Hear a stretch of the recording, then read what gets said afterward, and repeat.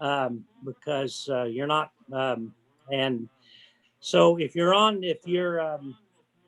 this class is for leadership and time management, is the flight we're on, so called this morning. So welcome. I want to give you just in a couple of introductions that, Excuse me, Jimmy. yeah, Before I forget, I want to mention that this is being recorded, just so that's everybody right. knows. And if It, someone needs me to pause it, please let me know and I can pause it for a time if we need to talk about something. yeah, if there's something that you want to share that you feel is personal or an example from your congregation or whatever, we will pause for confidentiality, okay? If we have to do that. And all you need to do is ask. There's no discussion about it. If somebody says we need to do that, that's what we'll do. Thank you, Susan. Okay, and good morning. I see one or two others have joined us. Glad to see everybody. And a couple of assumptions. One is the umbrella of what I like to call collaborative partnership. And this goes back when I did my second seminary degree, and um, my thesis was on partnership and accountability between pastors and congregation. And so uh, I assume that leadership in the church involves partnership and collaborating uh, together. There are various kinds of church polity, as you know, that different kinds of leadership come out of. You have the Episcopal kind of top down, the Episcopal Church, even United Methodist. And I knew one Methodist minister that did the budget individually as well as made a whole lot of other decisions. And I remember being thinking, well, if not for God, I might be Methodist too. So, but I'm Presbyterian, and I used to tease my Methodist colleague about that.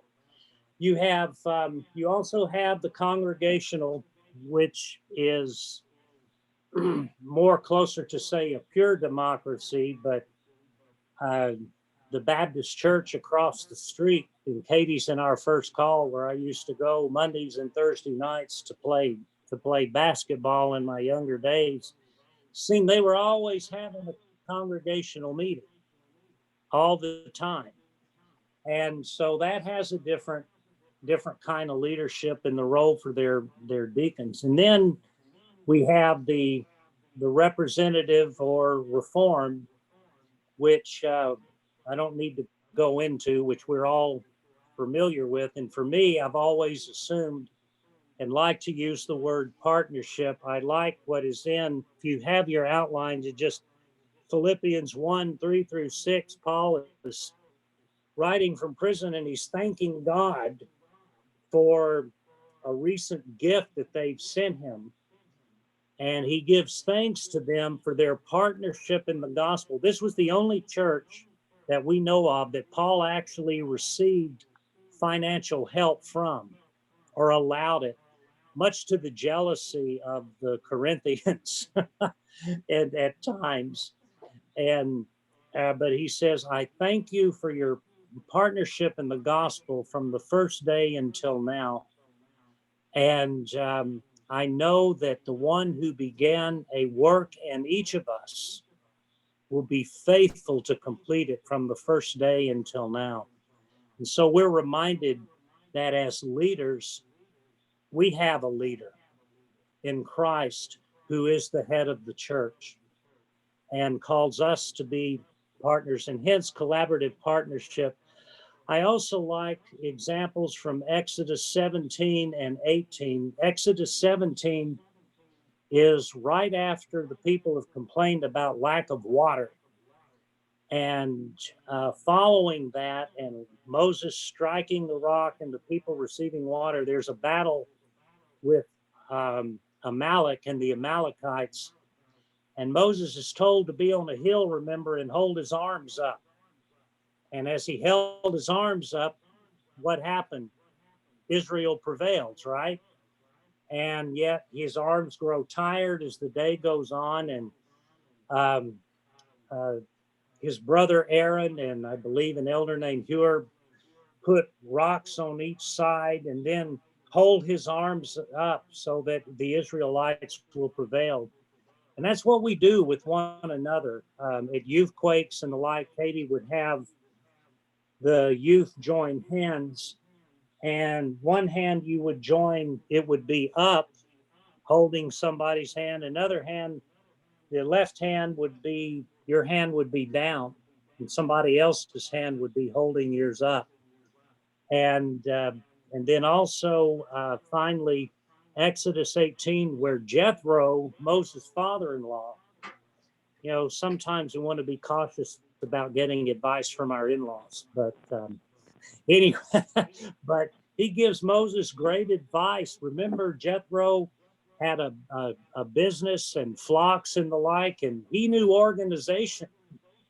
And I think Jethro had to have been forerunners of the reform, a forerunner of the Reformed faith, because he obviously would have liked our committees today. But remember, Moses is judging the people from morning until night. And Jethro is saying, what in the world are you doing? Are you crazy? You're going to wear yourself out, and the people are going to wear themselves out. Divide into groups. You have all these people, you know, you've got leaders among you.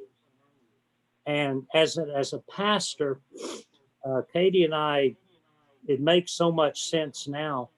But to tell ourselves that there are leaders among us, and to remind ourselves that first, to look at a church and as a leader and as a new leader sometimes is, it used to be kind of an ego thing. Katie and I would go to a session and we'd say, okay, we've been here 3 months, and so now we know everything this church needs. You know, we learned over the years to, and when a church, because some church members would say, well, we used to be this or we used to be that. And Katie and I finally learned, probably a nudge of the Spirit through other people that mentored us, what are the strengths here of this church? And to ask church members, what makes your heart leap about your church, about your congregation? So that for us is always a starting point of collaborative leadership. Sorry, that's my cat, Frankie, who hasn't seen me in several days. So, but I don't want to let y'all think I'm being cruel if I give a sudden push off the desk, but if I don't let him stay, he tries to bite me as he's doing now. So you are, Frankie, you've got to go. Um, anyway, I sent you something ahead of time that I hope maybe you were able to complete. This book, I can try to find it if any of you are interested in it. I don't think it's in print anymore, but a colleague who was a mentor for Katie and I over the years, Harry Hassel, he published a couple of books for officer training, and this one is, it's, I don't know if it comes up backwards, the letters, but it's Presbyterians' unique gift, ordained lay leaders, and all of these in your outline are in bibliography or resources. And in there, have this permission to use cultivating our spiritual gifts. There is a relatively new field of leadership called emotional leadership. And it's self-knowledge, obviously, of ourselves. And in the church, one key aspect of leadership is cultivating our spiritual gifts, or what a chaplain at a hospital in Texas, I heard once say, putting together our spiritual toolbox.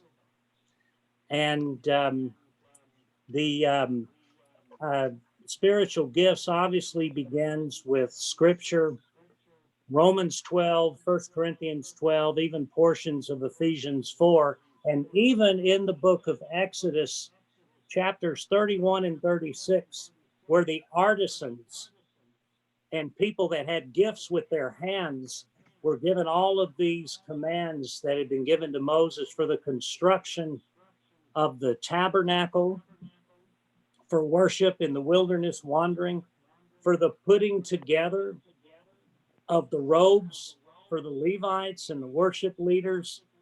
And they had a lot of repentance to do because some of them had helped with that thing called the golden calf. But nevertheless, gifts, God can use anything we have that we like to do. But kind of putting this all together in this cultivating your spiritual gifts, Reverend Hassel, in the end, he calls it your spiritual gifts, your gifts fingerprint. To me, it kind of looked like a spider web or the answer to a geometry test that my seventh grade math teacher gave us a long time ago. But if you'll notice, there are several basic things for church leadership. And after you answered the questions and added them up, you color in. And I, for example, still almost to the top for teaching.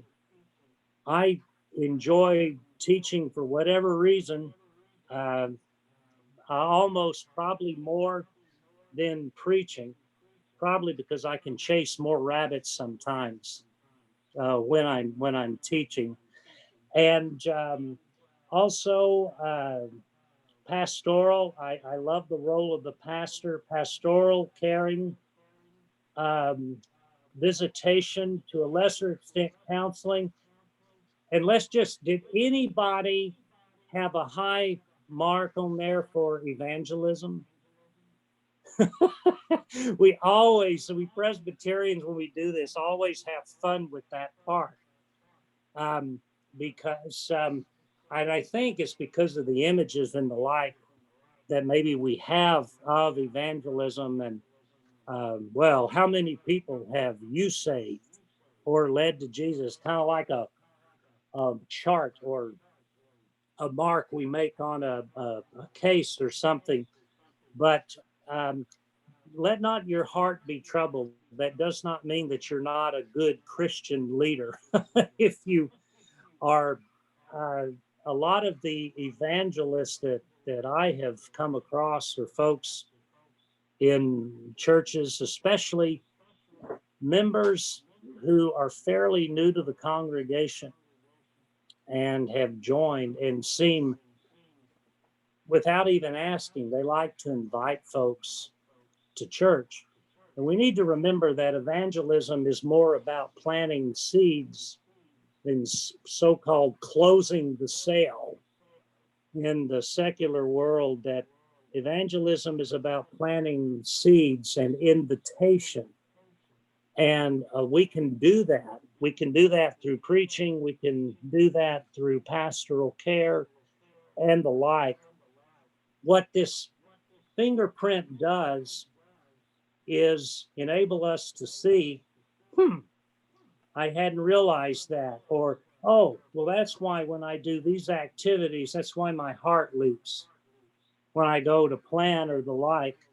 And then the other areas, well, um, I can do some reading there, or I can do some room for growth there.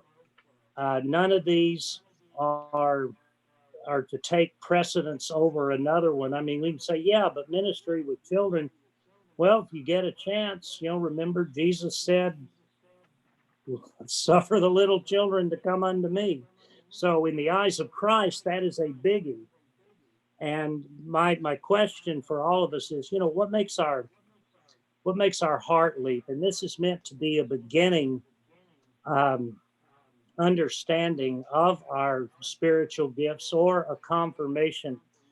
Um, I My dad was always asked as a CPA. He was treasurer of 2 different churches when I was growing up and was always on the finance committee. Then in San Antonio, he got asked when he was between serving on the deacons or session to be on the evangelism committee. and and then he was given the task on the evangelism committee of reaching out to inactive members. A very easy task, right? And he realized there were some areas of growth that even at that point in his life, that things he could do different for the church. And so the last couple of committees he was on in his church was the evangelism and then on the music committee. God can always, it's the idea that God doesn't call the qualified, God qualifies the called. And that's very important to remember.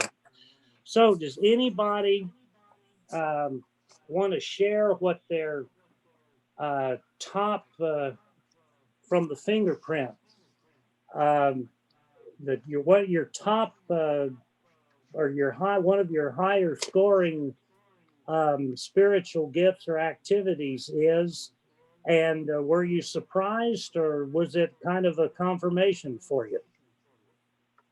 So anyone? I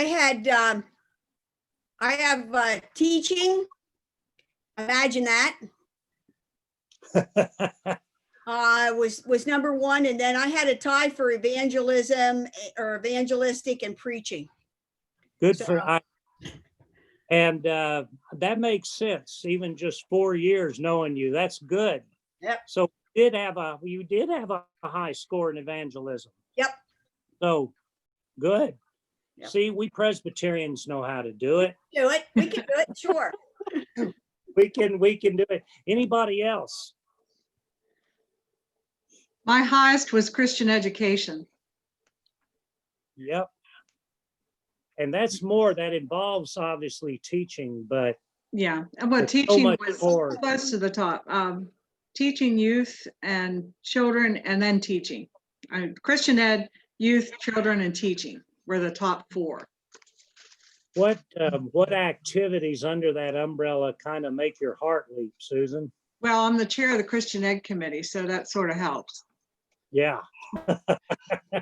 Very good. But also working with the Bible school and stuff with the kids. I mean, more of the planning end of it than the teaching end of things. But see, Yeah. I love planning, and I wasn't sure where that was on this because I like a lot of you preach from the lectionary. I use the lectionary when I need to be challenged, and the church says this is important to preach on and to be challenged. But I base my preaching a lot on the church year, like maybe a lot of you do as well. But I really like planning for the church year and the various seasons. And over 30 years of ministry, I've gotten to where I look forward to, well, coming up will be Christ the King Sunday, the last Sunday of the church year, which I feel is really important to remind the congregation before we go into celebrating the birth of Jesus, that the early church Advent was also a time for remembering that Jesus is coming again, the second Advent or the like. And so, and leadership have come up with teaching moments for like Christ the King Sunday, Trinity Sunday, that follows, remember, Lent and Easter and Pentecost Sunday. And then there's this one little Sunday called Trinity Sunday. And the season of Pentecost itself, the greening of the church, you have the flames, remember, on the day of Pentecost, but then you have this imagery of Revelation calls the the tree of life and the leaves are for the healing of the nation. And that imagery that goes that the growth of the church, or the mustard seed that grows into this huge bush where birds come from everywhere to stay in its branches. But I say I'm an average administrator, but I do love planning. I just glad I don't try to do it alone. So any other observations from this footprint? Again, I have Harry's permission to use it. And so if you want blank copies, so you can try to find the book or get copies to you if you want to Jimmy, keep the resource. Yes, it's Janet. yes. My highest score was in preaching, and then I followed with visitation, pastoral, and teaching. Any surprises there? Oh, yes. Because I can see all of those, just as a partner in ministry in the presbytery for years. That I say years, I've been here a little over 4 now. But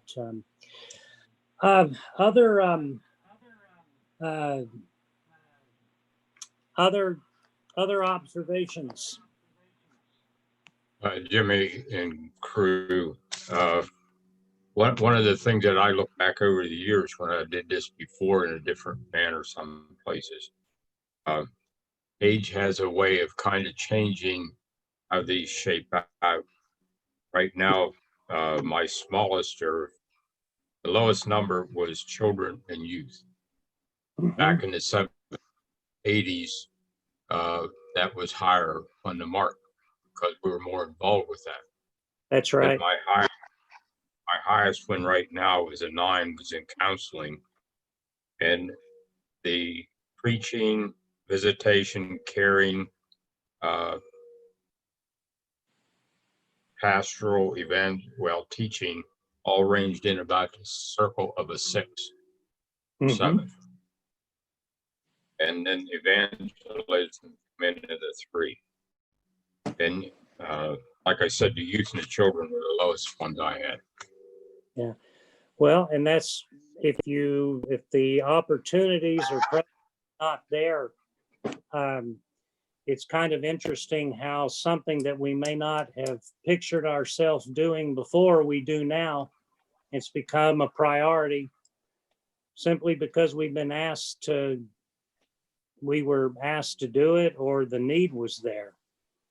And we either studied how to do it or we learned by doing. And since my dad died in May, a lot of you probably can resonate with this. When you've lost a parent or a child or a loved one, I keep thinking about all of these different things. And when I was an accounting major, I did terrible in accounting. It didn't run in the family. And cost accounting, I actually sought some help from my dad. And, it was just like riding a bicycle for him. And yet he didn't know anything about cost accounting because they didn't have a class in college at the time for an accounting major. And he was asked to go down to Tyler, Texas, and set up a cost accounting process for a warehouse of clothing. And so he sequestered himself in a motel room, checked a book out of a library about cost accounting, and sat there in his motel room doing T accounts. And they used that for 20 or 30 years, that system he set up. Now, I don't know if I could ever learn by doing cost accounting, but there are things like that where you can learn. And it's what John Calvin called always having a teachable spirit, which is one of those another asides about leadership in the church. And that's become kind of a favorite for me over the years, is having that teachable spirit. And obviously, I think that comes under a lot of these. Anybody else?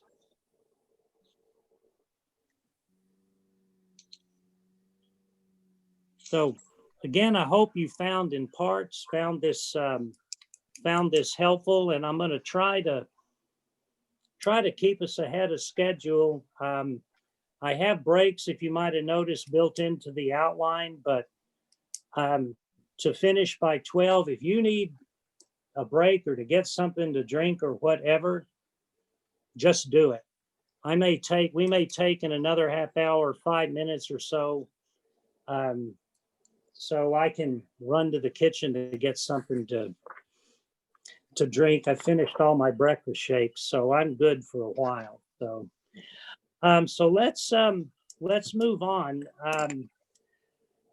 Under where it says leadership continued, I want us to lead into that, cultivating discerning spiritual gifts. And this is written in your outline. For me, this has always enabled a working knowledge of ministry skills.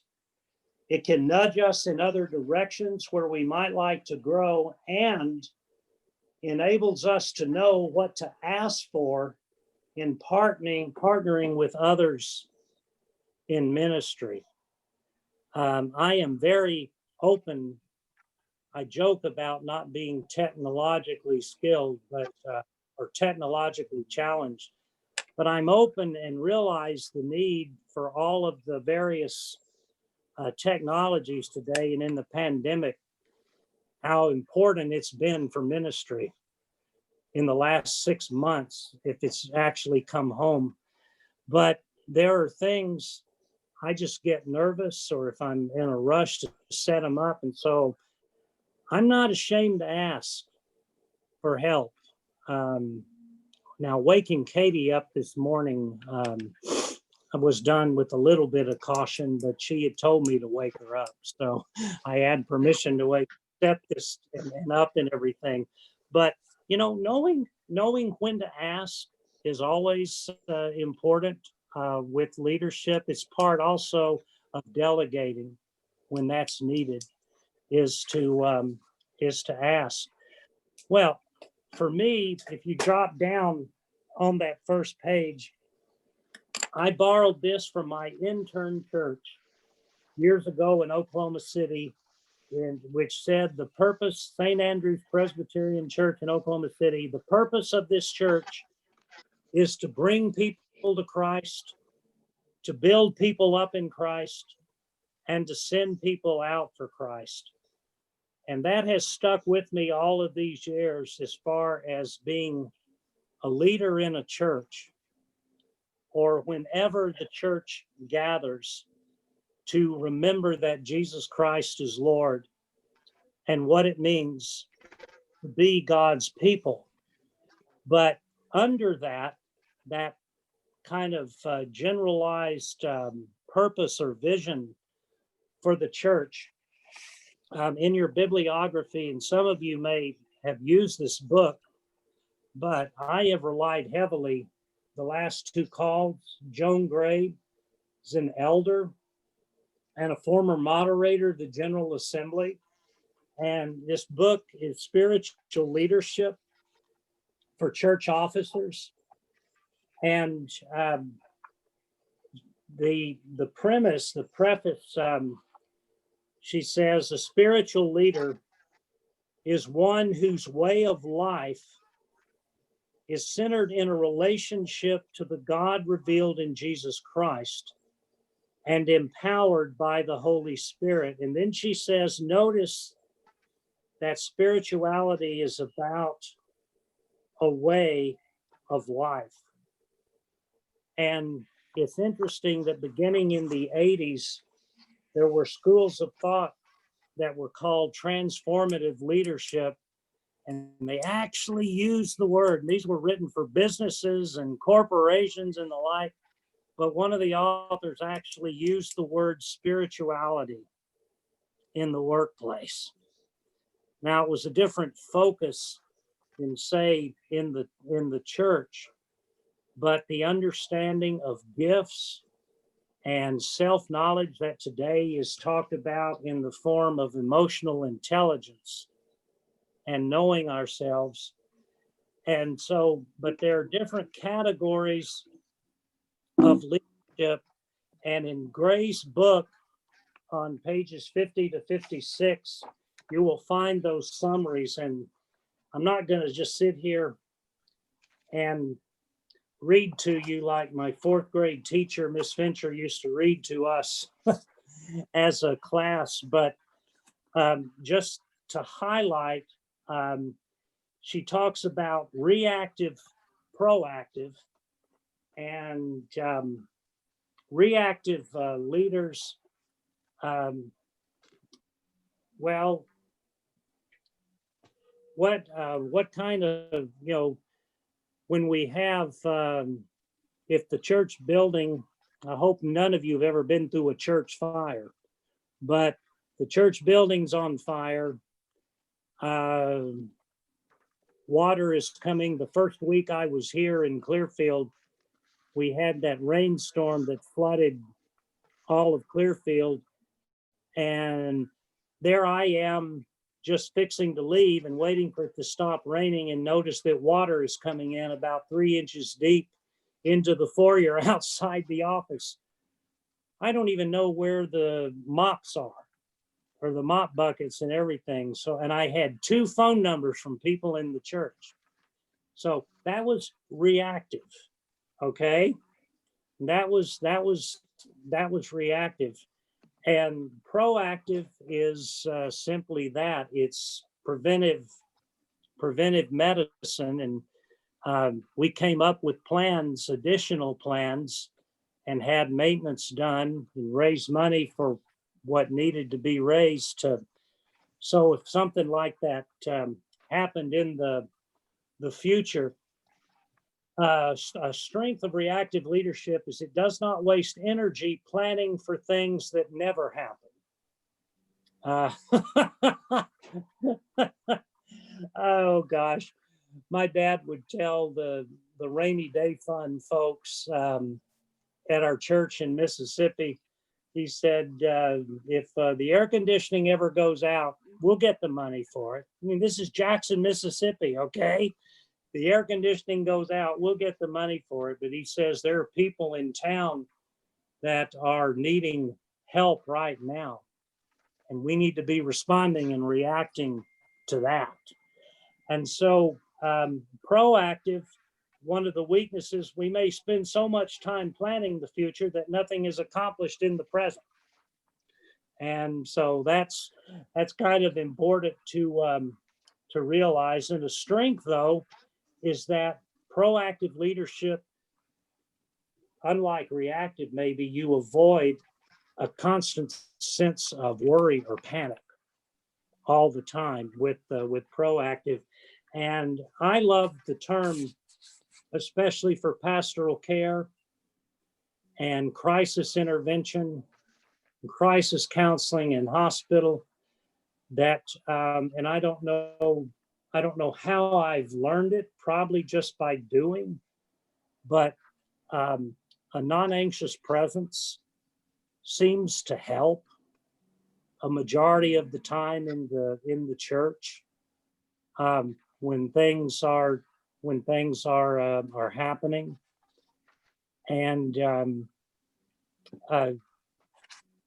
when I was still in seminary and was doing a unit of what was called CPE, clinical pastoral education, and there was a man who had gotten real upset because there had been a code blue for his wife, and he got really upset. He was upset for his spouse, but he got really upset because security was called. And he didn't know that was in that hospital, that was just protocol and standard operating procedure. And finally, the doctor came out, and doctor, his style was, he looked, he says, he just kind of hard patted him on the shoulder and said, "You need to calm down. Your wife is dying." And About 45 minutes later, I realized I'd been leaning against the wall listening to this gentleman. I couldn't help with trying to save his wife's life, but I could listen, and I never spoke a word, which for me at the time was kind of unusual. You know, I needed to say something. You know, went back to high school when I was nervous about a date, and a friend said, "Oh, just be yourself, be happy, be talkative," and the like. Well, in the ministry, sometimes, and I realized I was relying on something that I had not relied on as much anymore.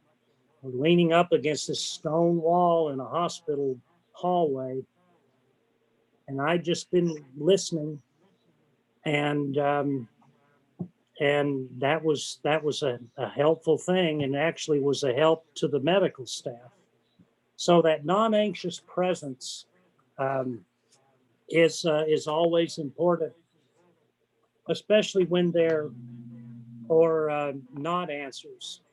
I showed up on call as a chaplain in Illinois one night, and lady's baby was dying, and one of the relatives, or it may have been the mom herself, says, "I don't want any religious talk tonight or anything." And I said, "That's fine." I said, you just let me know what you need." And it comes back to this understanding of a spiritual toolbox, you might say. And sometimes what we use a lot, we have to reach into that spiritual toolbox and use something else. The Baptist chaplain that came to talk to a group of ministers when I was in Texas years ago, he said he's the one that coined that phrase for me. And AIDS was a fairly, at least the knowledge of it, we were still on learning about it. And there was a young man in the hospital that was diagnosed with AIDS, and the chaplain went to see him, and he introduced himself as the chaplain and the like. And the young man said, "Well, I don't." He was bitter, you know. "I don't want to have anything to do with religion." And the chaplain responded by saying, "Well, why don't I just be your friend? Why don't you just let me be your friend?" And it makes such basic sense. But when you're in a situation, um, and it could be even a committee meeting, Susan, it could be a Christian ed meeting, and somebody's dealing with something, and all of a sudden you have to put a stop to the discussion and maybe listen to somebody. And the presence of God, when two or three are gathered, Christ is there, and acknowledge that. And so it's that spiritual toolbox that is so important when you're using a collaborative partnership model for ministry. Gray talks about task oriented. Right now, it's real easy to think about the budget, whether or not you have a one-page budget for a church, or multiple, or whatever. But planning and task oriented, the one of the strengths, Grace says, it creates energy in the group through the efficient and timely accomplishment of goals, keeping people focused on the importance of accomplishing something and seeing results. And in this one, one weakness, without meaning to, it can hurt people deeply, even causing them to leave the group. If you're almost too task oriented. Anybody want to respond to that as to maybe why that would be the case? Or an example, I pray that I have never on purpose, in trying to get something done or trying to finish on time, that I've hurt somebody's feelings. I'm not saying it hasn't happened, but just trying to get something finished, or this is my part of the agenda and I want this done? Anybody want to respond to that? Not required, but yeah. Alicia, you look kind of in thought there.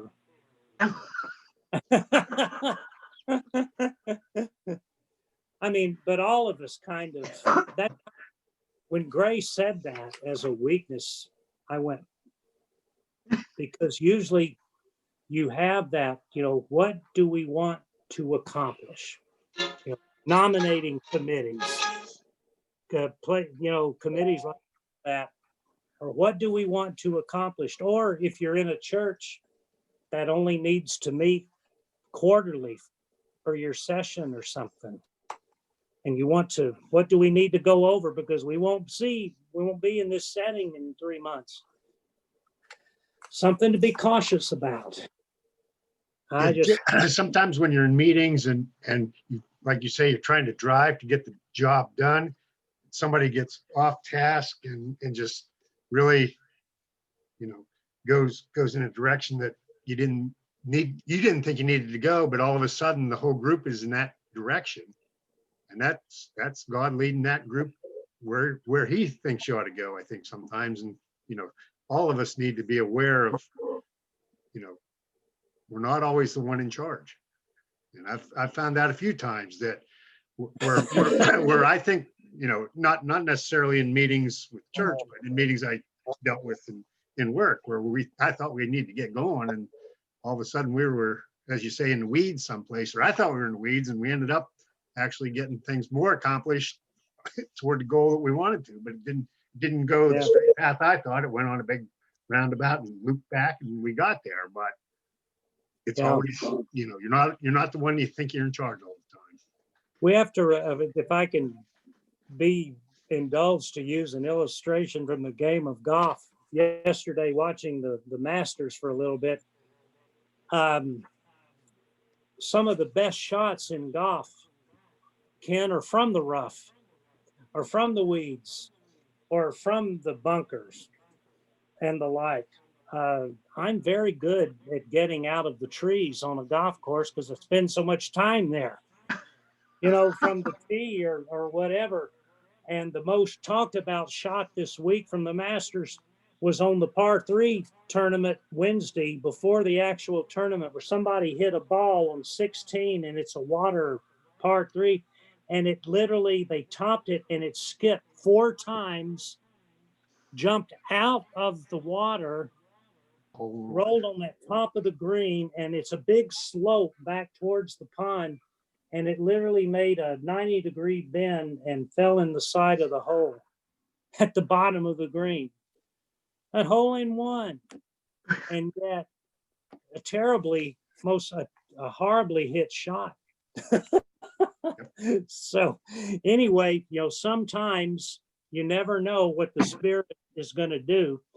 Now, opposite, and I feel these don't need to be opposite, strengths of people-oriented leadership. It encourages group cohesion and strength and promote relationships and personal growth.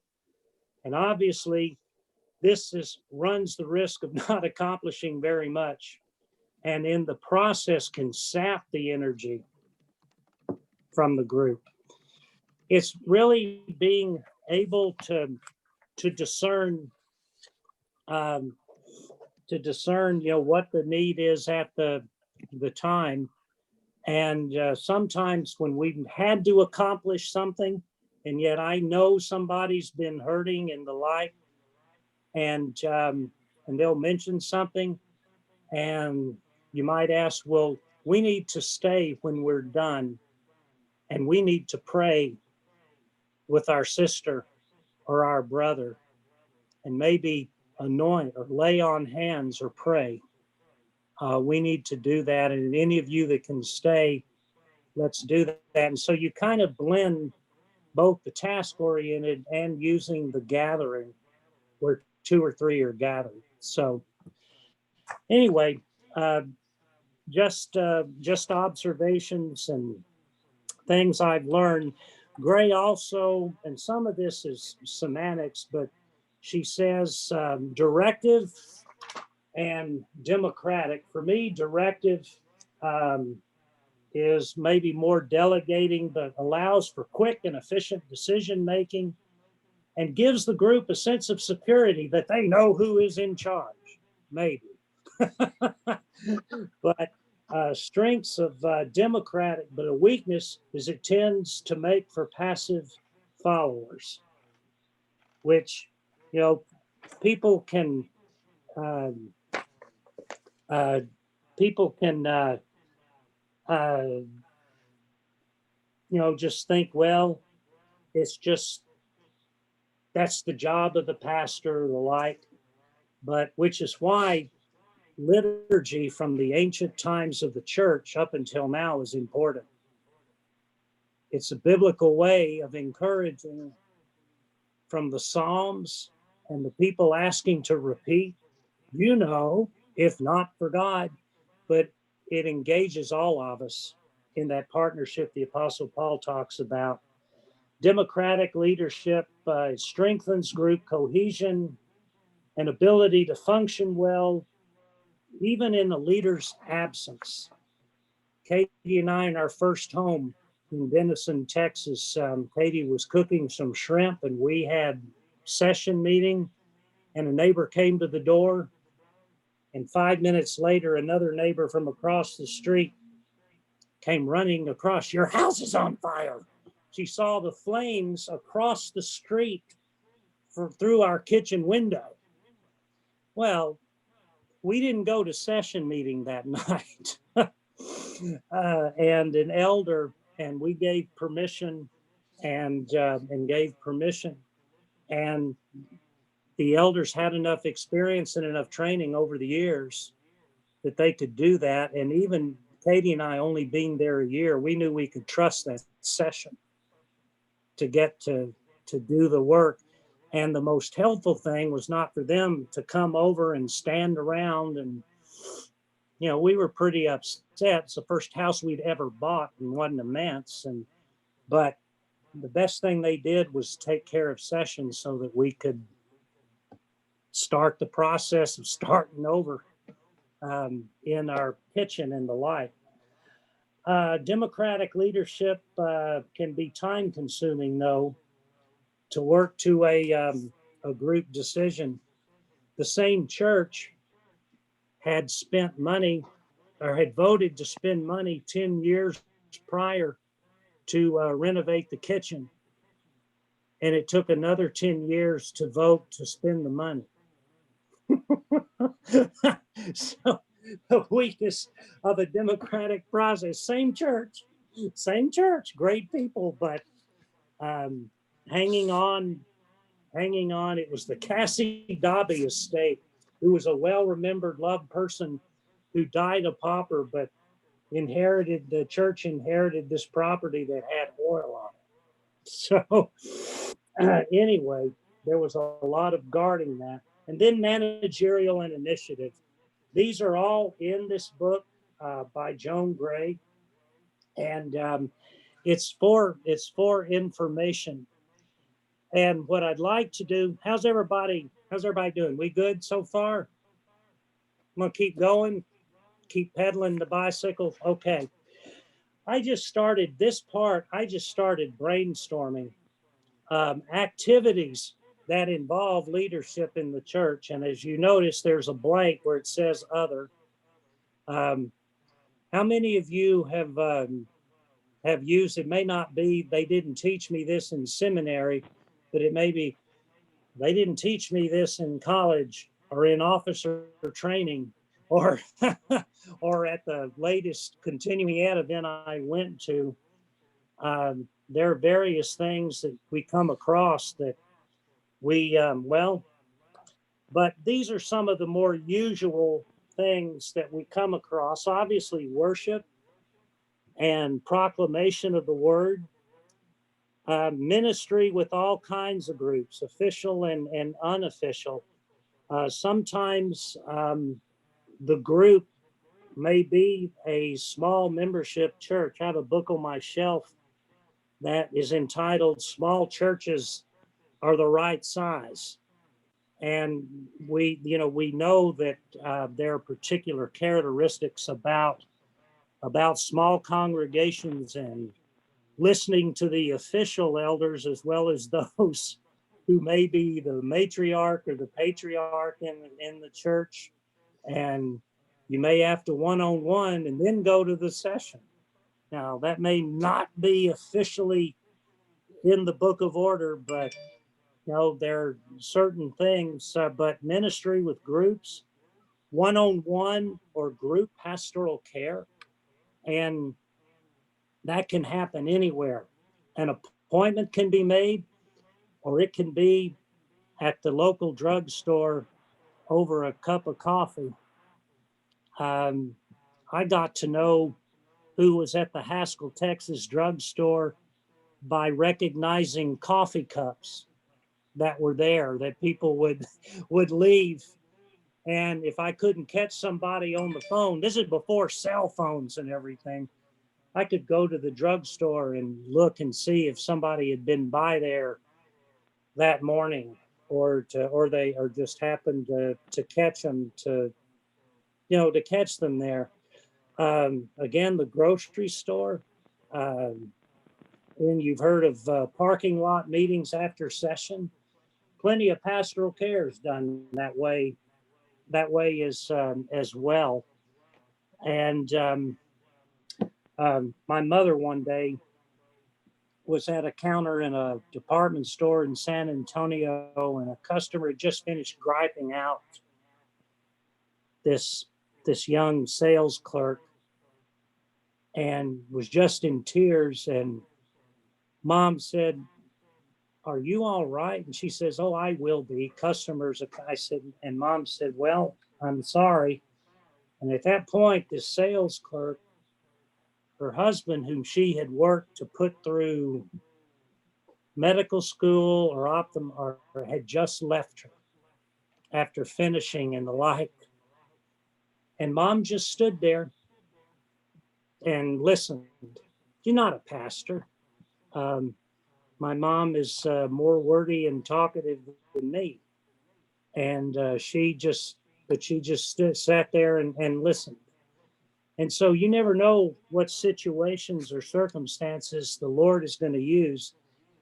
Mom couldn't fix that person's circumstance or individual, but that person knew that there were people who still cared about one another. And it gave her hope that she would find other people in her life in the future who cared and the like. And so leadership, one-on-one pastoral care, listening. I used to have a plaque somewhere that I lost it somewhere. It says, "Notice brain, make sure brain is in gear before engaging mouth." That's kind of a paraphrase of what's in a couple of the Proverbs about listening and the like.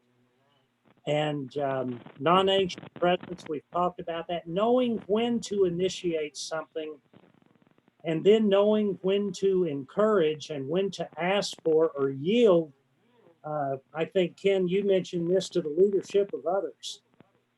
And then administration and planning. Administration is ministry, theologically and spiritually. Again, read Exodus 18 and Jethro's advice to Moses. The word for partnership that the Apostle Paul uses is koinonia. And it was actually a business term in that day for a business relationship and receipt. There was another noun that I can't remember, that koinonia, that came from koinonia. And so it's not just a warm, fuzzy group meeting. Then encouraging others to discern and equip their own spiritual toolboxes. I really like that one, and get joy of seeing people do things themselves, not because it saves me time and work, but it really is a joy to when somebody has taken on something. One of our trustees, when I first came here, very basic, very, very formal and the like. Yet he got very interested when the chimes were repaired in the steeple. And he's taken that on and now passed it on to a couple of other folks in the church. Judy knows who I'm talking about. And and it's done by computer now, and me and computers. So it's fun as a church leader, all of us, when somebody will take on something. Evaluating willingness to acknowledge failure or taking a risk that might result in failure, learning from that, critically evaluating, using failure as an opportunity to grow or examine other paths. And this is a big one. And I know I'm preaching to the choir on a lot of this, but self-care. I even have taken, without being, not like a Jerry Springer share all the bad stuff, but I actually include in a pastor's report now for session and deacons, a section on self-care. I'll include the trip Katie and I've recently taken in the last few days. But, oh, by the way, I had my most recent annual physical, and I'm good for another year at least. But telling the session that, or the deacons that, and that I hadn't realized how much, but people individually have told me what that has meant to them, and the like. And now it's kind of become a habit, and with this pandemic and the like, it's even more important, because now that's part of leadership, self-care. Get your blood pressure checked. See the doctor. Those things. We can encourage others to do that. Being forgiving and asking for forgiveness. This is one of probably the toughest Christian disciplines of all. And I don't need to go into detail for us, but I think I included in the bibliography this. It's believed, this is Westminster Press. David Augsburger, it's Helping People Forgive. And it gets really technical in places, but it goes into the different kinds of forgiveness and the like. And I'll warn you ahead of time, it's not that thick of a book, but you'll end up rereading parts of it. It's just, but parts of it you might find helpful. In all of the bibliography stuff, as well as this outline, I would recommend, I offer, it's like eating watermelon, spit out the seeds of anything that doesn't work, for you, and use use what's helpful. I think I've said that to other CLP classes. But being forgiving and asking for forgiveness. A spiritual leader, we don't want to look for conflict, but we want to be prepared and how to react. And then even if I still don't agree, but I needed to have told you I disagreed, not in front of certain, or just how, whatever, how to forgive. And then one of my favorites, awareness of teaching moments.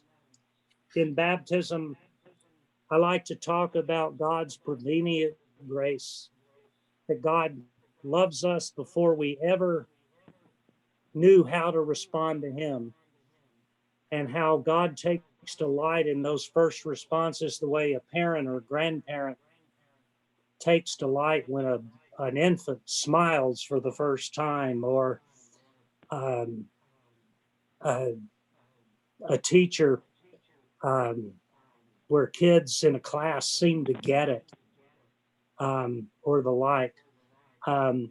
Teaching moments can happen anytime, and especially in worship, but anytime. Anybody want to add others to the list that you think might be helpful for all of us? I do, Jimmy, if you don't mind my interjecting here. Go for it. Hi, Judy.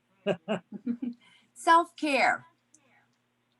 I'd love to hear all of you or most, what do you do for self-care? Do you take time out? How do you balance work responsibilities with taking care of yourself? I mean, I've had this conversation with Leanne, like, what does self-care look like? I know it's different for everybody, but I'd be curious to hear what you all do.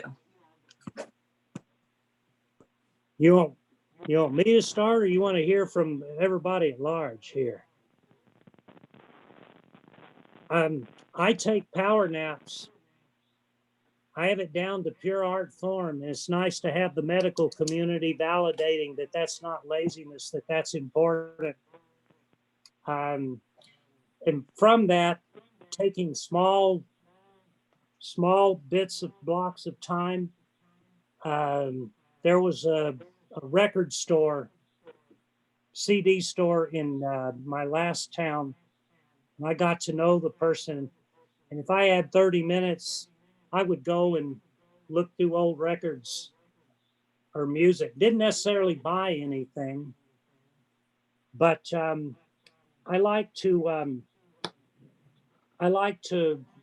read, but I also like to read things that sometimes frequently don't have to do with church, but they might have something later to do if I remember a story or the like.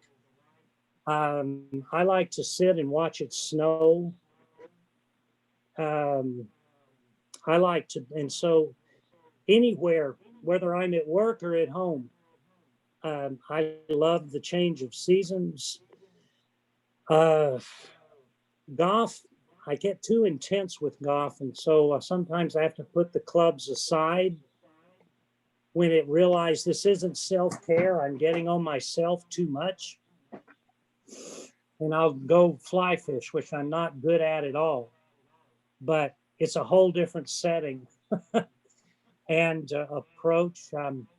Katie and I are going to miss eating out. I do that by myself or together. That's going to be a difficult adjustment because I'm thinking I'm going to have to stop. I had started back again, and now I'm going to have to stop doing that. It also means medical care, seeing a doctor, having somebody to listen to, whether they're a professional or not, somebody that that you can share things with, and the person is not going to make judgments or say you should, but will smile and say, I have some observations. and they one of the, trying to remember, it may have been a devotional calendar, Judy. It said, where you can, everybody should have friends, and that friend, they give little to you, but you're able to give to them, and it's helpful. And then it's not to not be ashamed to have friends who seem to offer more to you and are there for you to catch your back, that will do gifts or blessings and the like. And then there are friends where it's mutual. And I look for all those folks now, and I mean, I don't put it on a list of these people I need to find, but just there are different ways in relationships and friendships, and none of them by themselves are wrong or sinful. Now they can become that way, No, they're group 12-step groups, you know, Codependence Anonymous. So you want to be, but uh, wow. I do gardening, I do yard work. Um, even years when the results are not so good, there's still something about getting my hands dirty. There's still something about accomplishing something for me after making a great big mess and then finishing it and then putting it away. Um, I even have a sense of calmness at night when I hear the dishwasher running. So, you know, um, any, who else? What works for you? And if we need to go mute, we can do that. Anybody, what are some things you like to do for self-care? I will admit that I am absolutely horrible at self-care. I know I am, but I do try to get my workout in every day. That's what sort of keeps me sane. I'm either walking, running, biking, whatever. I love to do. Self-care. Yeah, I love to do it outside. I have always loved to read, but I have found that I cannot sit still anymore to read. Hmm. Not relaxing. I have too many things. So I listen as I'm walking, biking, running, whatever, to books. And they have absolutely nothing to do with church. Nothing. And I have a sounding board person who unfortunately gets to hear everything, Judy. So that's what I do. I mean, and truthfully, if I get a little crazy sometimes, but I realize I'm getting crazy. So that's when it's even more important to, I just spent $300 buying a recumbent exercise bike for inside because I thought I was going to have shoulder surgery and wouldn't be able to ride my regular bike inside. So I went and bought a recumbent, and it's really, really tough to ride that thing, but I'm on my treadmill or outside as much as I can be. You also have grandchildren. Which, yes, I can't, Which I can be can't, either or. I was going to say that's not always relaxing. Let me explain that. Yesterday I had all four here for about 5 hours. So that's definitely not a relaxing time. It's enjoyable, but not relaxing. Which is one of those relationships where you do most of the giving. Yes, absolutely. And, which is fine. And there's a sense of compassion and doing Lord's work, doing unto one of the least of these, you've done it to me. But afterwards, sometimes when we give self-care, then we need to have self-care. And it's what you like. So a lot of people journal. I don't do that, but I've realized over the years, all the congregations I've served, and Judy and Dick can both know this, that I don't know if it's a blessing or a curse, but in teaching and in preaching and the love, I remember stuff from movies or books or TV shows. MASH always seems to come up somewhere in one out of 3 or 4 sermons on different texts. And right now, when I would come home and it'd been a long day and my mother was here, 92 years old, extremely needy, glad she was here. But I hadn't spent that much time with my mom in a long time, Leanne. And we started watching on MeTV a series of shows that go back to the 60s. And there was one episode, and then on would come after the Flintstones would start with Adam 12, and then the Flintstones, and then Happy Days, and then 2 episodes of MASH. 2 episodes of Andy Griffith and an episode of Gomer Pyle, then Green Acres. And if I still couldn't go to sleep, I'd stay up through the Carol Burnett reruns and Perry Mason, all on the same channel. But it would get all of us just kind of quiet and be with each other. But, that was self-care with family and the like. I didn't mean to cut you off, Leanne. It sounds like, though, some of the things you mentioned sound like self-care to me. So, Oh, they are. It's just, I'm limited into what I do. I mean, mhm. so, but that's not a bad thing. No, I mentioned power napping, and I say it with a laugh, but it is one of the we've had, not that it never left, but to be sensitive to racism and all its forms in the past year. But there used to be all kinds of jokes about the Mexican siesta, as if Hispanic or the Latino culture was lazy or something. And based on ignorance, that culture was always up before the sun would come up, and to work and the light and to accomplish the day's work after lunch. The siesta was a time of prayer and rest, a daily Sabbath before moving on, whether people were churchgoers or not. And so I'm proud that I take my little siestas. I can even tell a staff person occasionally, give me 30 minutes and I'll be ready to go again.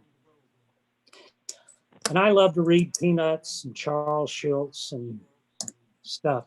Who else? Anybody else want to self-care? This is a biggie. I keep Sundays to myself after church. When I get home, Sundays are for me. My family knows it. Yeah. Like it's the day of rest, so I'm just going to rest and recharge. Yep. It's emotionally draining to lead worship. Well, To I work be in the it- medical field, and I'm sorry. I'm in the medical field. I'm a tech, and I work with patients every day, and it's very draining and hard on the everything. So I do whatever I need to do during the week, but I do make sure that I keep Sundays after church to myself, where I can just do what I need to do to power through the week. Yeah. And if you're a morning person, great. No need for those of us who are not morning persons to continue to be ashamed about that. If I have to be somewhere at an early hour, I will be. But I should not put myself in danger by getting up at 2 or 3 in the morning to drive to Pittsburgh when I need to catch a flight. Either schedule it for the afternoon or go and spend the night and enjoy a motel room and a free breakfast all to myself. Some of this you plan for, others you make up as you go along. But Jesus' words to his disciples, come with me to a quiet place and get some rest, is important. And it's important to point out that they didn't just pull themselves away. Right after that is the feeding of the 5,000 in one of the Gospels. So they needed the rest, but self-care is also part of the golden rule. Do unto others as you would have others do unto you. And we find ourselves to be a little bit more understanding when our church members need a Sabbath or a sabbatical from a couple of meetings or the like. And encourage that, and then you encourage them to come back in the light. even that's part of leadership. Judy, thank you for asking. Anything else on that? Anything else on others here? To list the types of leadership in the church. What I've found interesting in a couple of small churches I preach or have been regularly at is they have a moment for mission or a time to share. And it gets very interesting because sometimes that turns into a 15-minute discussion amongst members, and there's not that many in the church. And I'm always getting antsy myself of when do we cut this off or how long do we let this go? But most of the time it naturally gets done. But it's always interesting to me as the outsider in that church that Sunday is what kind of things that they find for their minute for mission or for their discussion in the sharing on a weekly basis when I'm there. And you don't want to, I find myself not wanting to shut it off because I find it very interesting to see where those folks are thinking each Sunday. And so it's one of those, where do you encourage, you encourage or want that to happen, but you want to make sure that, or not make sure, but don't let it get to a half hour's worth of discussion either. But most of the time it wears itself out or gets to the point where everybody's had their say and then we move on to worship. But it's interesting those couple of churches kind of do that on a regular basis, and Right. I've come to expect that. Other things, because most of us, and Katie and I, it was small membership churches that gave Katie and I our start as a clergy couple. Small churches that saw the possibility of two pastors, and long before larger churches. So, what else about leadership in small membership congregations that you find maybe that's unique or important to be aware of? Ken has lifted up, and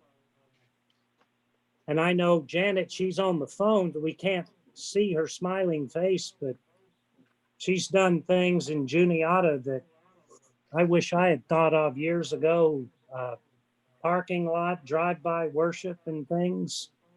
So what about leadership?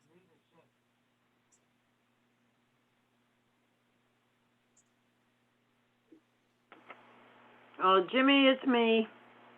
Hi there. I have a habit of stepping on toes. Well, none of the rest of us have ever done it. Well, we're in a small congregation, a huge building, and you've got one or two people who think it is their church, and nobody can do anything except them. For leadership in small congregations and the like. If you have suggestions or ideas like that, let me know. That was the one thing when I got through with the outline, and I knew I needed to get something to the presbytery. I say office, but to the expanded presbytery office. I thought of that afterwards, and so I'm not naive about most of the context for ministry in this presbytery involves small membership churches. And so when it comes time, Susan, will we just send by email an evaluation for the class? Okay. That would be fun. Very good. Okay. Well, again, the Lord be with you. And also with you. Thank you. Anything else again regarding yeah. Okay. What we're going to do just in the next little bit is there are three approaches maybe, or three thoughts or all of the above. And I want to share about time management and just things I've done and or learned. And please, Kibitz, chime in as you need to. Because for me, learning time management, I have many, many people to thank over the years who ran farms, businesses, had a family to take care of, and they were by default or whoever were the designated caretaker and the like. So I watched a lot of people do time management. And so I come here having not read a lot of books about it. Maybe kind of funny. I haven't taken the time to read about time management that much, but uh, but I have learned and realized that it too is a ministry. And I want to make sure we have time. I just want to highlight at the end the bibliography and why I chose just these particular ones. And not just because they were what I happened to have on my bookshelf or on my desk, but nevertheless, resources I found helpful. In the movie Gone with the Wind, the Wilkes farm and plantation had a sundial, and it said, "Do not squander time. That's the stuff life is made of." And I've always wondered, I hope I haven't squandered a whole lot of time unnecessarily. And I hope I haven't squandered other people's time and the like.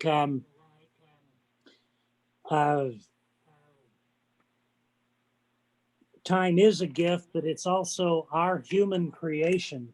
That everybody say hi to Minnie. That's the second of our three cats. Sorry. She's the matriarch. We've had her the longest. So anyway, the idea of time management, time is valuable, and we live in a culture that is a hurry up, get things done culture for a variety of reasons. Number one, something that may seem important today is people are going to have forgotten about tomorrow. Before the internet and all the media stuff that we have at our disposal this day, audiologists and speech teachers and the like said this was in the 70s and 80s that a person maybe will give 10 minutes to listen to a talk and will remember from a 20-30 minute talk or something, might remember 15% of the like. That was before our culture has practically gone mostly visual. Things like handwriting are not as many people do anymore. We've had youth in high school and colleges that have had to sign covenants for mission trip and the like, and a signature is required. And we have to tell them, you can't print this. So they say, well, how else am I supposed to do this?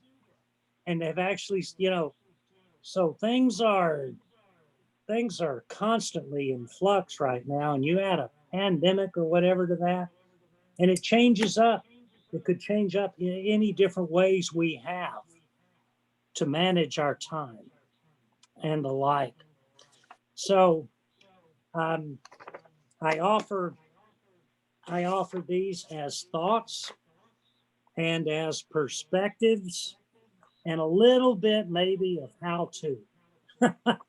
But I want to start with one that Joy Kaufman offered for our time today.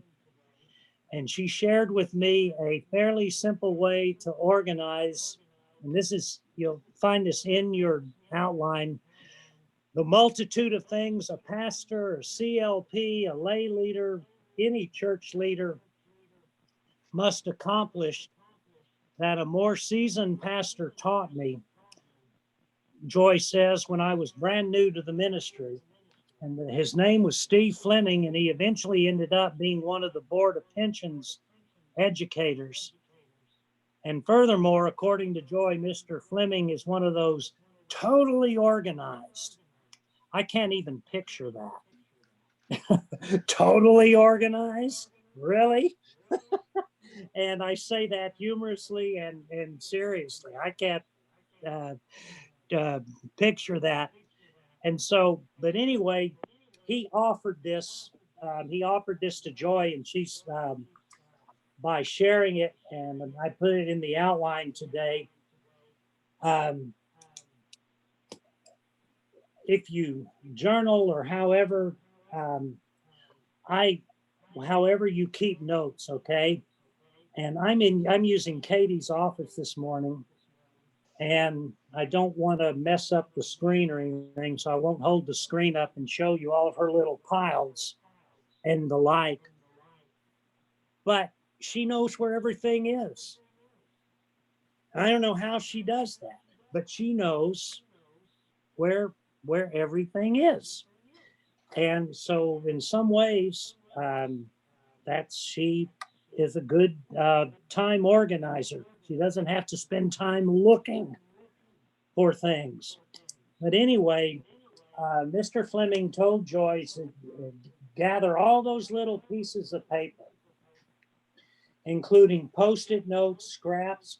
I add napkins because I've seen Katie make a sermon outline on a napkin when she thinks of something.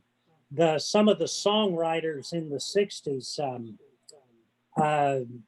John Lennon, Paul McCartney, even that sophisticated gentleman Keith Richards of the Rolling Stones used to think they would hear a tune at night, and they would have to get up and write it down and then go back to sleep so they could remember it the next morning.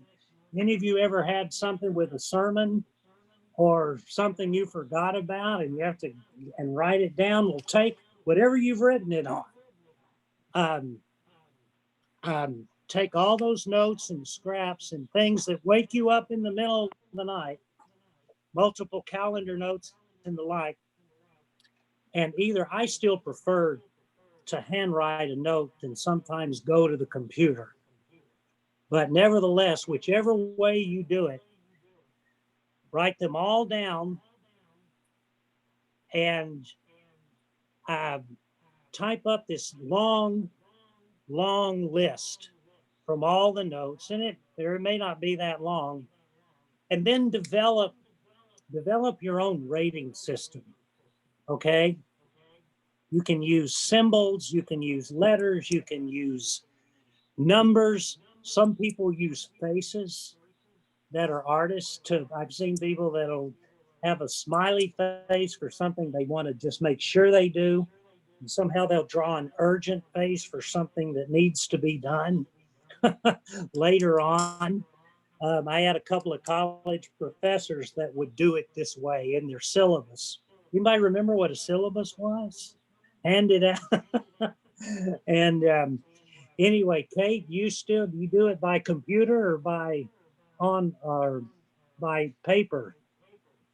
Well, I'm retired now, Jimmy. That's right. I got, but yeah, it was all online. Yeah. Yeah. Well, anyway, however you make your list, then use a symbol next to any item that should be done by the end of the present day. Okay. And then another symbol for the end of the week or for the end of the month. I've been done this using our Presbyterian planning calendar, but who do we report to about the type of paper on the planning calendar this year? Because I can't erase all my handwriting and redo. Susan, you know.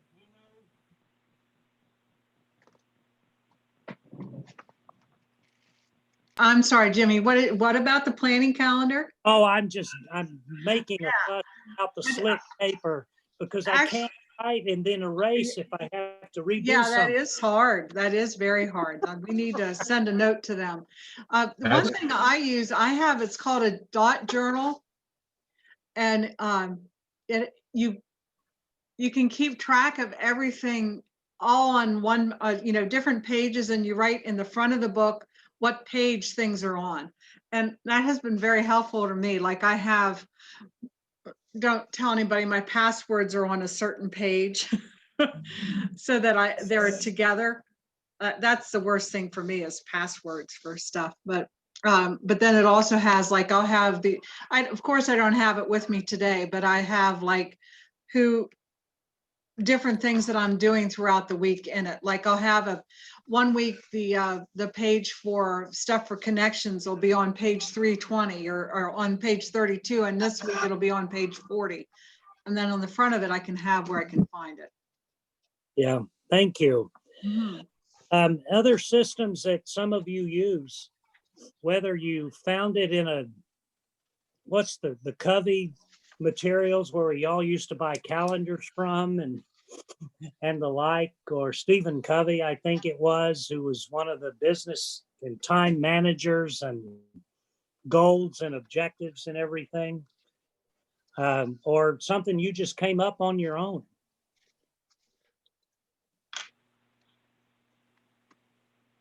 Leanne, I like the window. I like the window behind you.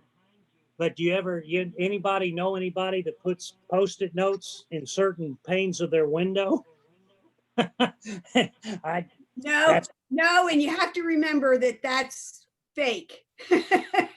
Okay, looks pretty. It's all right. It does, because if you saw what the office actually looks like between Bob and I both using it would be very embarrassing. So this is my background. You didn't have to tell me. I'd have never known that wasn't a window. Hey, that's okay. I use it at night when I have those meetings, sometimes at 6 o'clock or whatever, 7 o'clock. Now it's dark out and it's very light in here. So, well, Gary, were you going to say something? Back in the banking days, I used to use a book called The 1 Minute Manager. And by 9 o'clock in the morning, it was in the basket. It never worked. It was always shifting around. Yeah. And that's kind of why we kind of adjust and come up with what works for us. And this suggestion by Joy, in bits and pieces of it, I have used. What I added to it is the discernment and in the planning of things that are more or less imperative versus important. Everything that a pastor or a CLP or whatever our role is that we do is important to somebody, whether it's ourselves or somebody else. We have it on a list and wrote it down because at the time it was important. What I've had to learn over the years is, okay, all of these things are important, but what is the most imperative at the time? What is the most imperative at the time? Our call back in Danville, before I came here, we had a gentleman that he would come in wanting help. He came in all the time, and he wouldn't ask to have a seat. He would sit down because he wanted whoever it was, the pastor or the church secretary or whoever, the church member, this is my time right now. And a couple of times he did it prior to worship. 3 minutes prior to worship. 5, and this is when Katie and I were co-pastors, and you knew which one of us was preaching on the Sunday morning because Katie would be in her robe and standing in the little room before going into the sanctuary half an hour ahead. And I'd come running, fastening my mic about 3 minutes prior. And that's how you knew which person was preaching. And, but finally, I had to, Janet, you mentioned stepping on toes. I didn't want to be unkind to this individual, but for once, I was able to not be ashamed that worship was important. And I didn't need to be walking into worship late, because this person had just sat down and I said, yeah, I can't. I'm sorry you are in distress. And if you can wait till after worship and the like. Another time I had a visitor who was the son of one of our church members who worked in street ministry up in Chicago. That's what he did. And he said, Pastor Jimmy, let me, and I was so glad for him visiting that morning. He said, let me do this and I'll see you in worship. But what is most imperative at the time is also an act of spiritual discernment.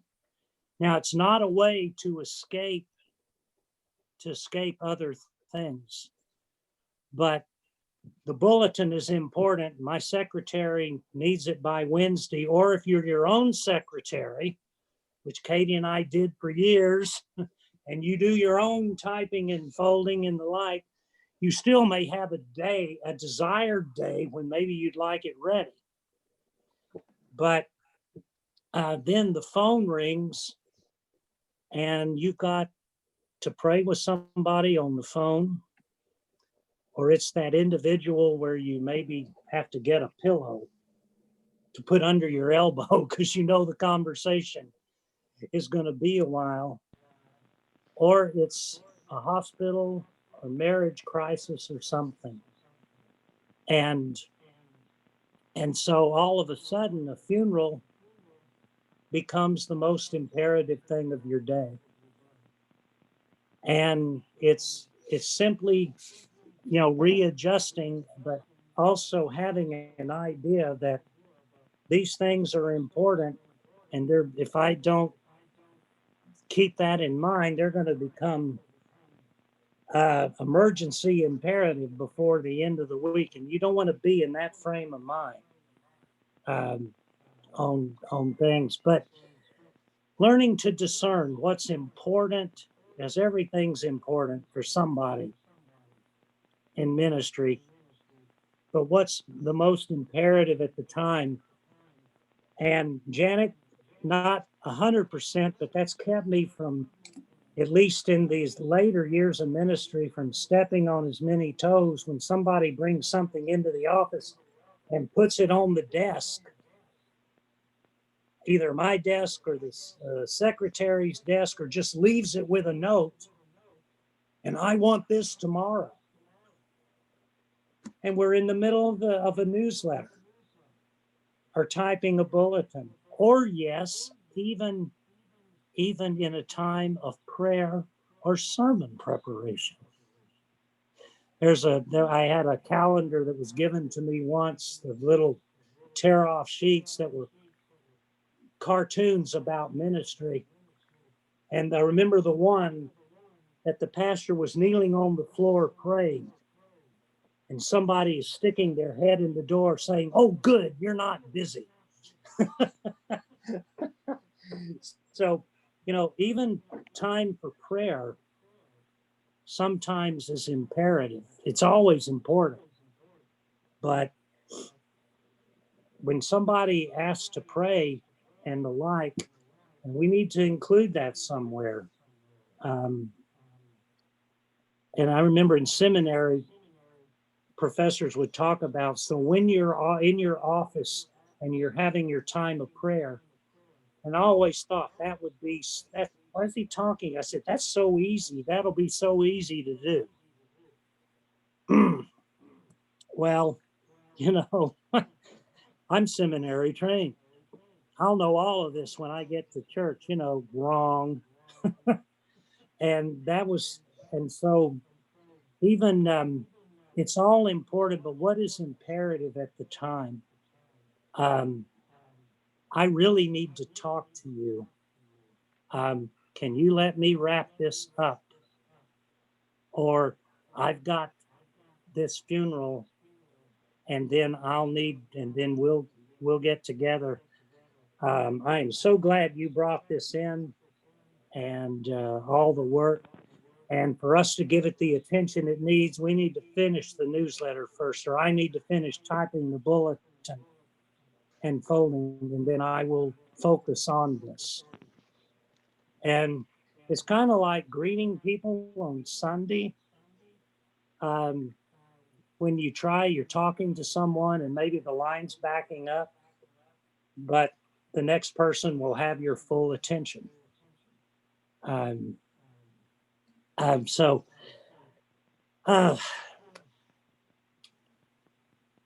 comments, responses, something you've learned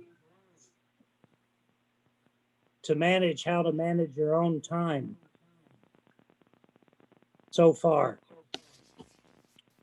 Hi, Jimmy. This is Todd Lewis. Good morning, Tom. I'm a little late to the discussion. That's not maybe good time management, but I did. Okay. Welcome, and we're glad you're here. Thank you. So, It was a priority to me to get to take part. So I thought, I know I'm an hour and a half late, but I still want to be part of this, and I'll have to catch up. did you get the outline? I did. Thank you. Okay, good. All right. Go ahead. But just a couple perspectives on your, what is imperative versus what is important. And I agree with you that to a certain extent in ministry, it's all important. It's hard to separate, if you don't get the worship details to the person that's the secretary in time for the bulletin, you're letting somebody down. That ultimately works against your testimony. You're probably frustrating that person, et cetera. I'm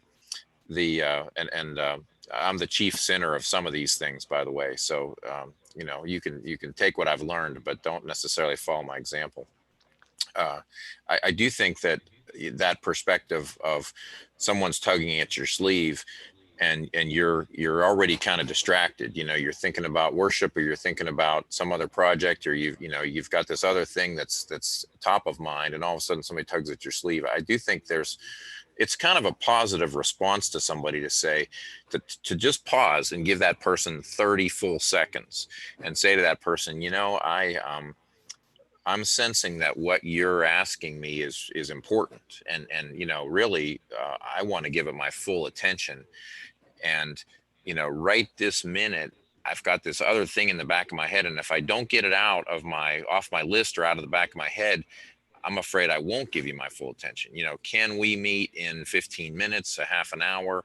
I don't think you want to put it off too long, because most people, it's important to them right now. And if they sense you're putting it off a week, you've more or less told them it wasn't important, but, I think if you tell them, I want to give this my full attention, I don't want to have any other distractions. I want to be able to really hear what you're saying. And, that also gives you a chance to pray about it in the meantime too, which is nice. You can, your spirit can actually be more at peace, and, you can kind of put yourself in the mode of, okay, I'm going to sit, I'm going to listen, I'm going to turn my phone off, whatever.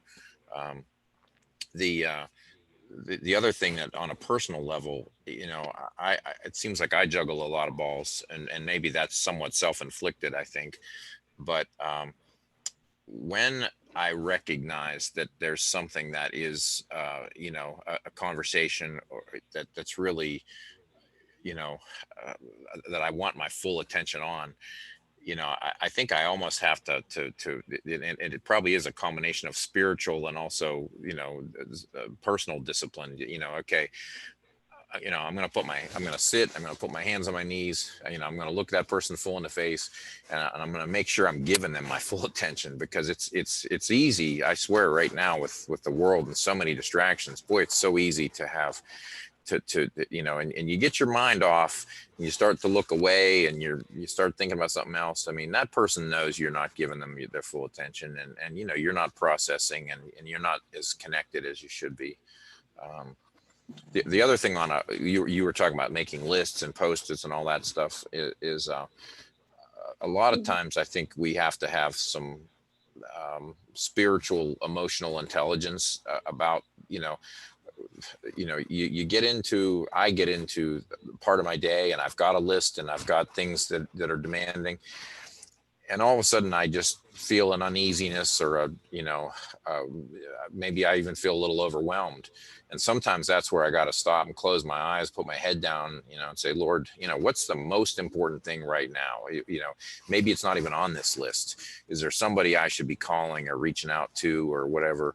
Maybe that's God's way of stirring me out of my list of some kind. I think a lot of times we make lists, those are our lists. It wasn't necessarily God's list, and I think you got to stop a couple times. You got to stop a couple times a day and turn back to the boss and say, hey, what is it?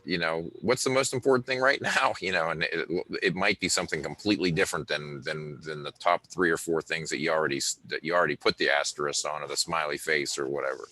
Mhm. And that's, Ken was saying that earlier. I don't know if you were with us when before worship on Sunday.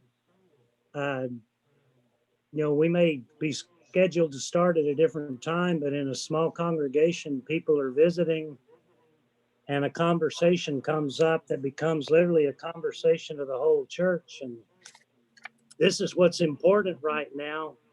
And to move into worship from this is really going to make a difference today by how people respond and listen to the sermon and the like. And our schedules are going to change. Did anybody see in the 90s the movie Beethoven about the big Saint Bernard dog that a family got? And the dad of the dad and the husband has this business that he's trying to expand, and he's sitting at the breakfast table, and Beethoven, this huge Saint Bernard, comes up and licks on his knee, and he goes, "Oh, he slimed me, and now I gotta go change. And I had a schedule, and I'll never get it back." I had a schedule, and his wife keeps saying, "Change your pants, dear. Just go change your pants." But we have these schedules, and there are days we may not get them back, depending on what happened. And it doesn't mean that we've necessarily mismanaged our time. And for me, I've learned that's kind of those culture, I'll call them tapes. I'm not into the cloud yet, the culture cloud, but the tapes that are playing that telling us things like that. Anybody have any responses, observations, what Todd has shared with us? So, which is having times for prayer, and I would offer at this one point, they don't have to be long times for prayer. It was Martin Luther that's been attributed to Martin Luther, who said that prayer should be brief, frequent, and intense. I don't know about the intense part. Sometimes I'm too tired. And I love the Romans, the Spirit will intercede for us with sighs too deep for words, Romans 8, 26, 27, somewhere in that wonderful 8th chapter. But prayer should be brief, frequent, and intense. And so, which brings me to how I like to use and make use of small blocks of time. My Monday mornings start about 10 o'clock officially with chapel for the preschool, which is something fun to do. And it takes about 15, 20 minutes, but it's right in the middle of the morning. So if I have 15 minutes, half an hour prior to chapel to look over emails briefly, and I always leave notes and stuff from Sunday in my chair. So I remember to put them in files or whatever, or a particular pile. And then I go to chapel and I come back, and then I can just take a deep breath and think a little bit about Sunday, because right after chapel, I have a half hour before I go walk down the street to eat with the men at Ethan's Cafe, a group office that Alright. meet on Monday.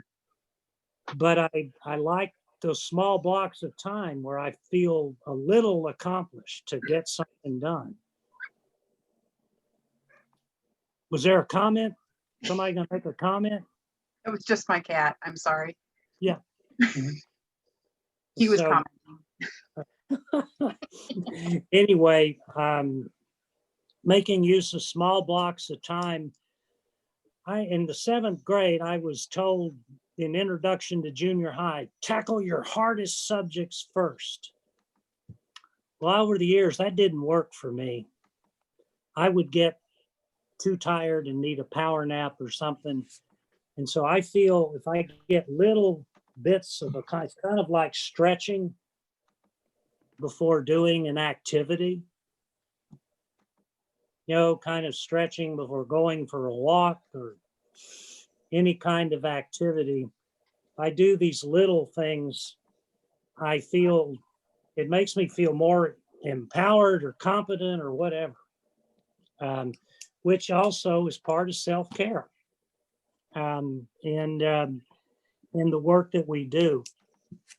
Want to go to another one here, and this one is I don't know if there's a book or anything about it, but I kind of over the years I call it circus rings, and I've actually used it for officer training. But if you're artistic, especially, which I am not, I can draw circles and I can write in cursive and hope I can read my handwriting later.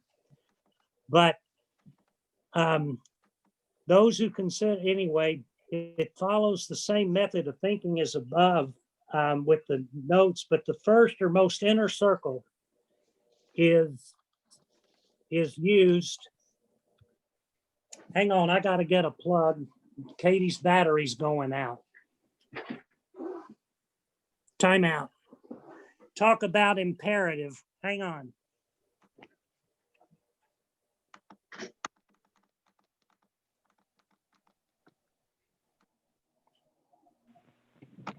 Everybody go hide now.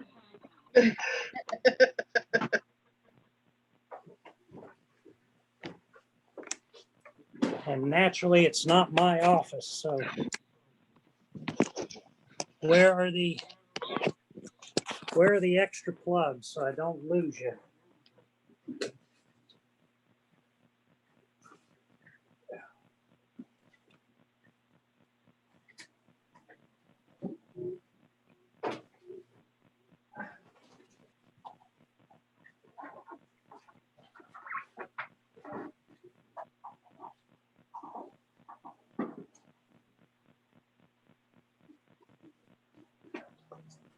Oh, phooey.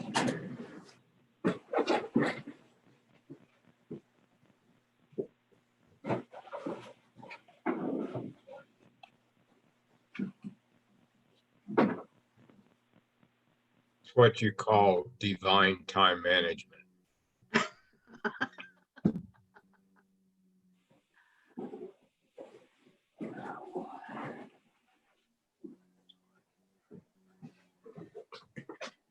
Sorry, brothers and sisters, just looking for a plug. How does she work it? I don't feel so bad now. Okay. Apparently she does.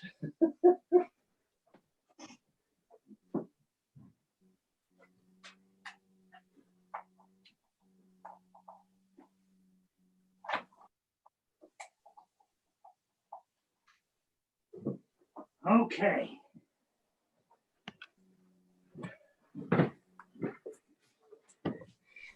Okay. Hello again.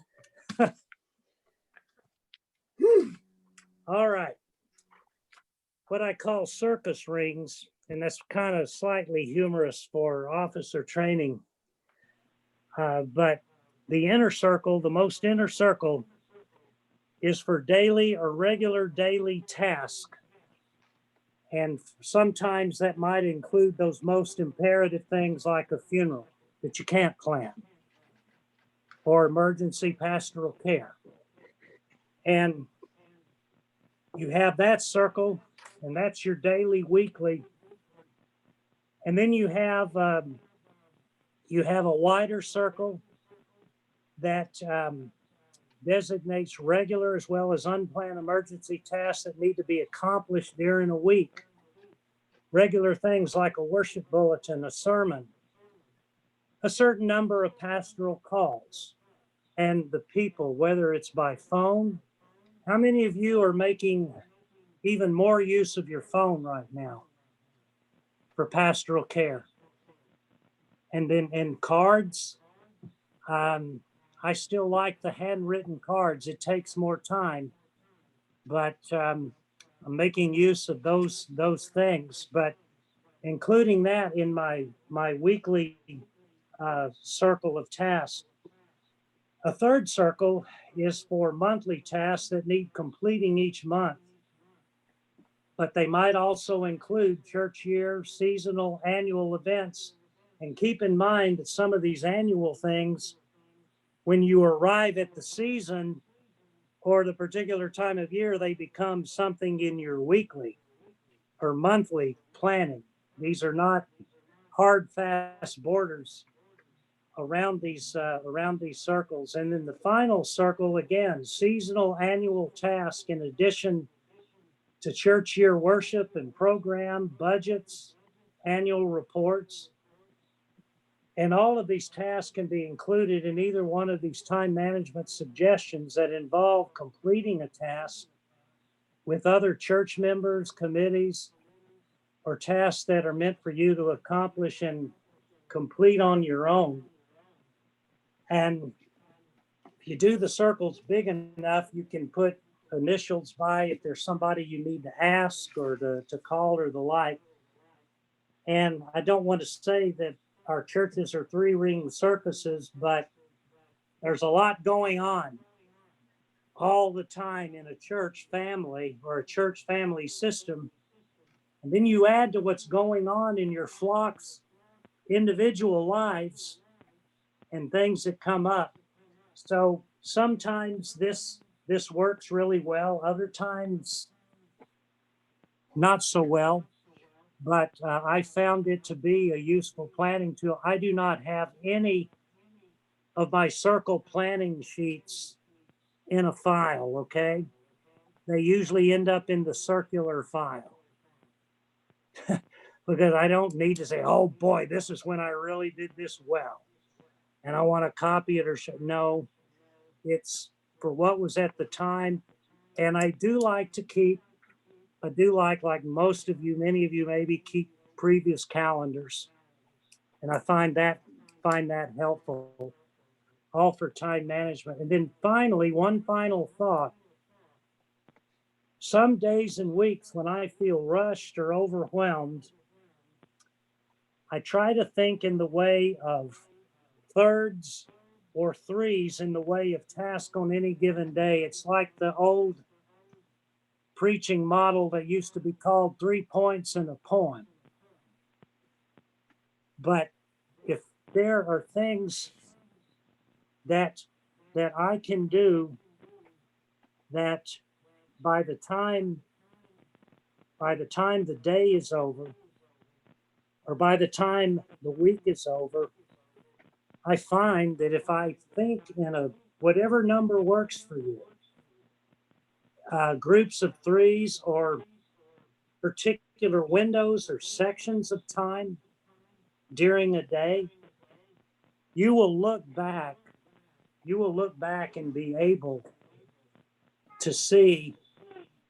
And I'm trying, just trying to help us avoid the guilt or all this stuff came up and I hardly accomplished anything. And it's what Todd just said. Well, whose work were we doing or planning to do? How do you 2 funerals in a week takes up a whole lot of time. A wedding, even in a small congregation, takes up a whole weekend. If you have rehearsal and a rehearsal dinner that you're invited to, and then the wedding, and then afterwards, and then to have the church ready for Sunday. You know, if you're in it, we're in small congregations, a lot of that we may do ourselves. So I have to, if I think that these three things I know I can get done. And then, and frame it with prayer, frame it with discernment. Christ, you know, Jesus, this is your church and I'm your servant, and help me be discerning. But I like to think in task of threes, and I end up kind of feeling less rushed, and it gives myself permission to leave and come back starting afresh the next day. And also, if you come back after being ill or even from a vacation, I find this to be a very helpful thing to do. So it's just from some personal experience. And Steve Fleming, back to the example that Joy submitted for us, he suggested to Joy years ago that if you can accomplish anything that is 1/3 of maybe what you thought you had to do today, you've done extremely well.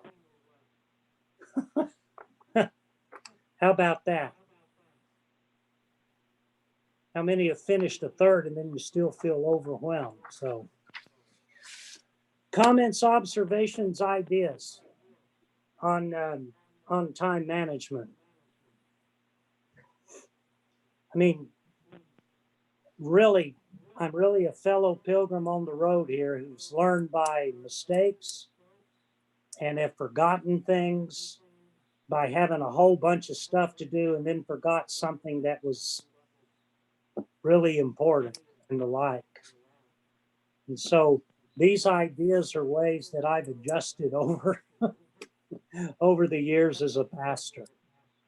And all I can say is, like all of us, we're still sitting here and we've still done ministry, and it's gotten done, it's gotten accomplished in Christ's name. So, comments, observations?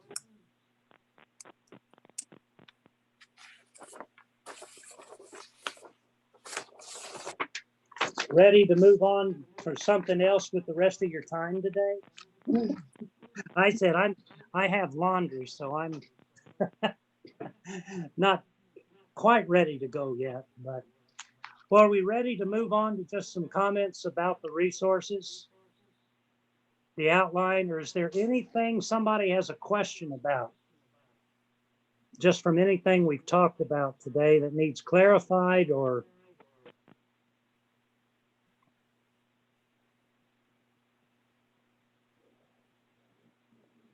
okay.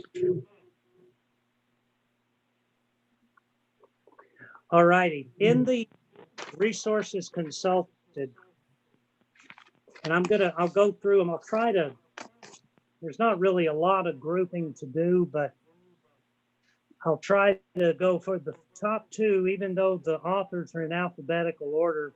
Really, they do kind of go together. The Helping People Forgive.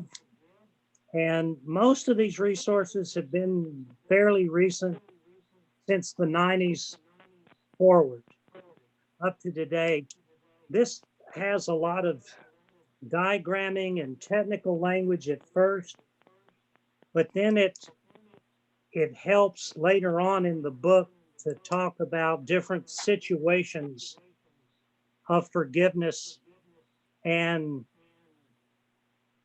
does the forgiveness mean a restored relationship, but different aspects of the relationship, different boundaries? Does it remain a full friendship or relationship being restored? We hear a lot of the way things were before. Sometimes that's possible in the reality of human sin and frailty. and the like. Sometimes it may not be. But this book looks into all of that. It's not exhaustive, and I don't think the author tries to be, but it can be helpful, but it's one of those where, in addition to the scripture readings that maybe are suggested, you need some, this is one you want to sit down and take some time to do and consider. But when you think about that, forgiveness is one of the hardest Christian disciplines of all for anyone. And yet it's something that Jesus commands us to do and to practice. If we're going to call ourselves disciples, much less leaders, called leaders in the church, and we're with a command to do this, and yet I like the realism of this book about different circumstances and how forgiveness, the terms of a relationship might be different, but the author, and I agree with the author, forgiveness can still happen, even though there might be boundaries or less time in the relationship and the like. It mentions things like codependency and not, it doesn't talk, I don't think it mentions emotional intelligence, which is one of the newer schools of thought today on leadership, emotional intelligence. But anyway, one that's can be a partner to that, and we were talking about imperative versus important, but Brian Childs has this little book. This is out of Abingdon Press, Short-Term Pastoral Care, which is important because most of the pastoral care we do is short term, whether it's in a hospital room, standing in the aisle at a grocery store, or in the parking lot, standing under two umbrellas during a rain or snowstorm. It happens. And this is just some of the chapters are the context of parish counseling, defining time limiting counseling. There's that time management again, defining time limited counseling, evaluation and diagnosis, processes, and then some endings and conclusions. And then there are a couple of appendices, including one that says the pastoral diagnostic interview. So, but again, this is a short read, but it's a good tool to have on one's bookshelf for reading and professional development and learning and all of that. Who's the author, Jimmy? Brian Childs, Childs. There, you should have gotten resources consulted. Should be on the back. If it's not, I'll send it to you. I Or don't. send another copy. So I included it in the invitation to the Zoom meeting. It's an attachment. Oh, okay. I'll go check. okay, thank you. Mhm.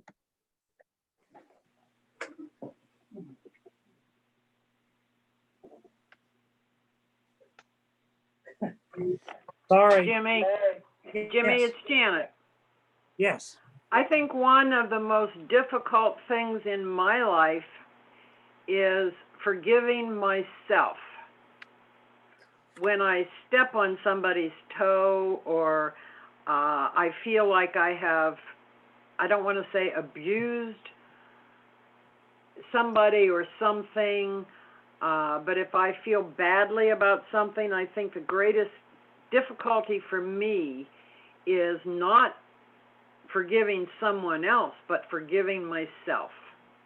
There's some discussion about self-forgiveness in this book, and if you go through and examine it and don't find it, let me know. We'll come up with other resources. But Janet is absolutely right. Um, and we pastor types, we ministry types, we church leader types, that is always such a difficult thing. And, you know, Jesus' command is also do unto others as you would have people do unto you. And self-forgiveness is part of self-care. Is it not, or should be? Janet, did you want to have anything else to say about that? Because you're absolutely right. And Not really. I just feel that in my life, that's a difficult spot for me to deal with. I at times I have had great difficulty in. I have a habit, I guess, of giving it to God and then taking it back, and then give it to Him again and taking it back, and giving it and taking it, and giving it and taking it, and it's just sometimes very difficult to get that personal forgiveness. mhm. Or you say, I don't have time to do that right now. I don't have time to forgive myself. There's too much of things going on. It is, yeah, you are correct.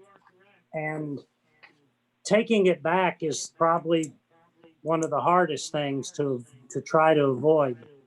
You know, we give it to God. The psalmist is very clear. As far as the east is from the west, and yet, so that's where it's important to also have people listen, and somebody that will give their time. We don't have to feel guilty about them doing it, that will give their time for us. And to feel guilty, many times I've talked with somebody and then I'll apologize for taking up their time, and their response is, I'm glad to do that, Jim. Thank you for trusting me.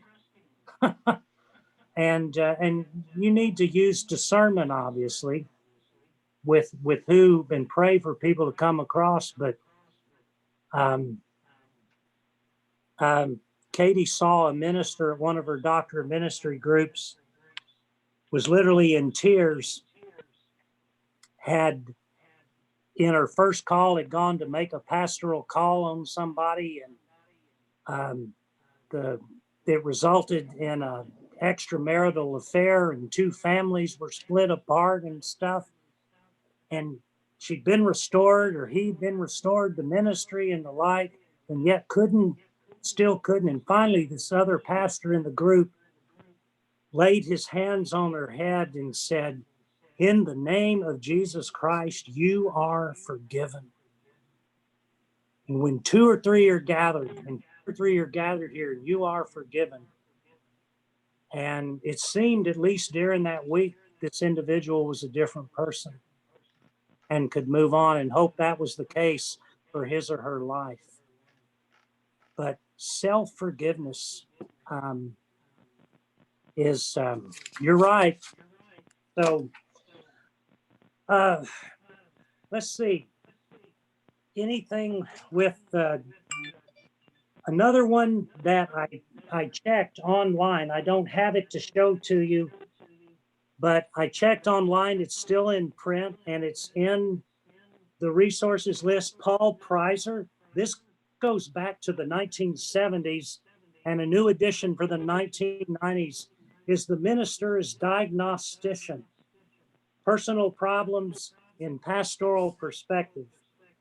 It is not only knowing our spiritual gifts as leaders, knowing our limits, when to ask for help, or if somebody comes to me and wants long-term pastoral care, I will do it as long as they understand two things. One, they have to know that if they're homicidal or suicidal, I'm a mandated reporter, as we all are. Okay. And the third thing was, if somebody's life, if child or elder abuse or whatever, that we're mandated reporters. The second thing is that they will make a covenant, and I use that word, make a covenant with me that if we reach a point that I need to refer them, that they will let me do that. We're talking chemical dependency, or if they need to see a psychiatrist or medications or any of those kinds of things, so I can still continue to be their pastor and their spiritual mentor. And the minister is diagnostician. The title itself says a lot. There's technical things in there, but I did check on, I think, Amazon and or eBay, and it's still out there and seems fairly easy to find. So let me see, I've quoted to you today from Joan Gray's Spiritual Leadership for Church Officers. That's probably at present my favorite on this list, because I can use it for me, but it's also about elders and deacons. And then Harry Hassel's book that we did the spiritual gifts fingerprint from, Presbyterian's unique gift to the church, ordained lay leadership. And I agree with that is humbly one of our gifts to the orchestra or the family of Christianity. I really do believe that is important. And then one that I didn't use, but I added to the list. I think it's back at my office, but it's called The Emotional Intelligence of Jesus. And this is the more recent school of thought, but the subtitle is Relational Smarts for Religious Leaders. And if that doesn't have to do with leadership, I don't know what does. It's from the Alban Institute, and it starts off by using the example of Jesus and the woman caught in adultery and the people wanting to stone her, and kind of breaks that down. What's he drawing in the dirt? We have no idea. I used to do that for neighborhood football. We'd draw our plans, we'd draw our plays out. But but anyway, his response is incredible. As I think we'd all agree. And yet, but it talks about the emotional intelligence of our Savior.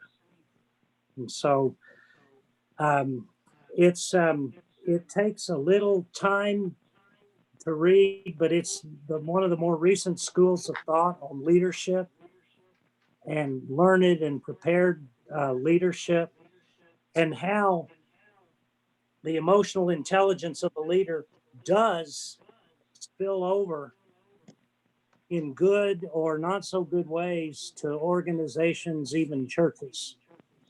And so this is being used not just in churches, but in businesses of all kind, in corporations and the like. But for our purposes, the authors frame it with an ecclesiastical perspective, the emotional intelligence of Jesus. Through Columbia Seminary, there is a book of reflections, and can try to find it. If you can't, call me and we'll copy it. It's called The Art of Pastoring, Contemplative Reflections by William C. Martin. He's a RCA, Reformed Church of America pastor, and he uses the Tai Chi model to give church spiritual Christian reflections on ministry. So it's kind of a parallel. And he says something as daring as, if you are spending more than 50 hours a week as a pastor or a church leader and thinking you have to work more than 50 hours a week, then you're being idolatrous. So, So, and like I said, this is like all of these are like eating watermelon. You know, spit out the seeds and the like. But this was Katie and I came across this about 1995 when we were at an evangelism conference at Columbia Seminary in Georgia. And then let's see, for humor and for little bits of wisdom, how many of you have seen this before? Leanne has, anybody else? Ken has, the Presbyterian Handbook, Gary has.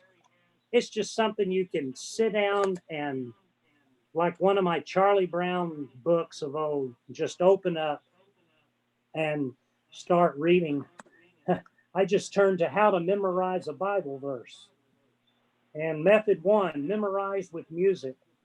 There are other places here about particular potluck dishes, how to prepare them. And then there's things about the session and Presbyterian polity. So it's simply called the Presbyterian Handbook, and it's got a picture of John Calvin with dark glasses on. So, and then just for the church at large, 5 practices of fruitful congregations. We used this, I think Katie and I did one year for stewardship. Radical hospitality, passionate worship, intentional faith development, risk-taking mission and service, and extravagant generosity. And these don't even have to be formal plans in a church. They can be seeds to plant of a church of any size. And there's a church in our presbytery that instead of tearing down their mats, well, one of you with us today pastors that church, and they turn the manse into a food pantry. No. So radical hospitality, generosity, and the like. I want to see, because I heard the 12 o'clock chimes next door at Katie's church. So I think that's about all. I hope all of you have a wonderful weekend and are staying well and safe, and pray for you and the people you serve. How many are preaching tomorrow? So I confess for tomorrow, not using the lectionary, but I want to end with the Bible verse or the passage that I'm using for the sermon title, a new favorite verse of scripture that I'm suggesting. And Judy, if you're still with us, I hope you'll come hear the sermon anyway. But this is a pastor's favorite verse of scripture, who is the pastor of the church in Arizona Katie and I were at for about 3 years. And it's not that I haven't preached out of Zephaniah before, but it's usually about Zephaniah's telling the people that God says, stop worshiping idols, humble yourselves, seek humility before the living God.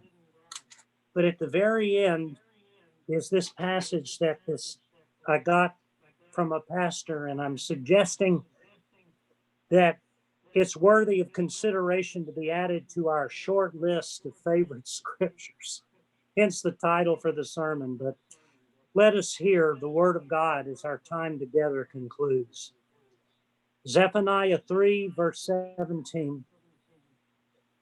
The Lord your God is with you. He is mighty to save, and he will take great delight in you. He will quiet you with his love, and he will rejoice over you with singing. He's mighty to save, will take great delight in you, will quiet you with his love, and will rejoice over you with singing. This isn't us rejoicing over God, we're singing. This is the Lord rejoicing over us with his singing. I wonder what that song sounds like. It's just a thought. You keep lists of favorite scripture verses you turn to. That one's definitely worthy of our consideration. May the Lord bless you and keep you and make his face to shine upon you and give you that peace of God which passes all understanding in Christ Jesus.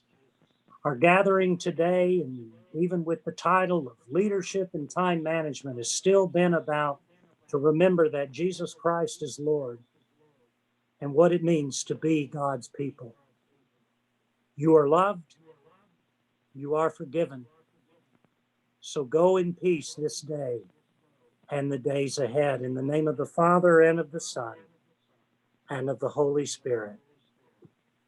Let all of God's people say, Amen. Bless you. Thank Take you. care.